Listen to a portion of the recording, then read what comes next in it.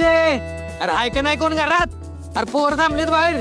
किती गोंधळ झाला रे? हा कशा बाई कोकलता एवढं? वाटलंच दहीहंडी असेल नाही का?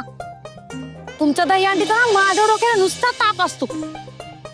राणी ताई कुठे राहिली? तिला बोलव की. राणीताईचं लगीन झालं तुझ्या आई सररास का काय? खरंच की विसरली मी.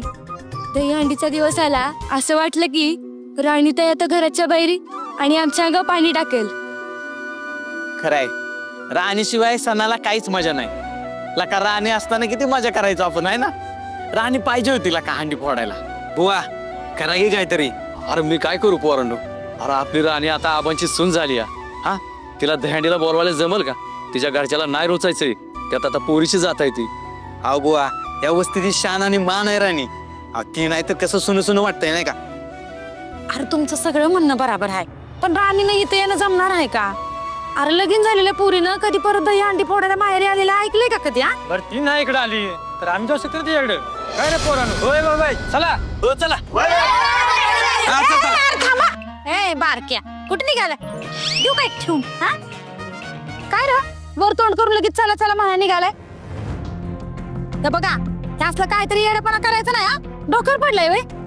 आता तुमची राणीताई आपल्या नाही लोकांच्या घरी आहे. त्या लोकांना तुमचं हे कालवा आवडेल का सांगा बरं? हा तसं बी तिच्या घरची माणसं आपल्यासारखं सण नाहीच साजरं करत. पण आपली राणी करते की, तिच्यासाठी जातो आम्ही.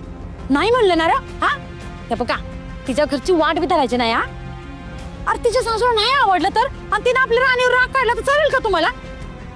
ए पोरांनो, अरे उगच नका हट करू राणीकडे जायचा. उगच आपल्यामुळे तिला नको त्रास व्हायला. अरे काय नाही त्रास होत. हा आणि राणीकडे चाललोय असं काही नाही. हा इथं आबा बी आहेत की, आबांबरोबर सण साजरा करायला चाललोय असं म्हणायचं.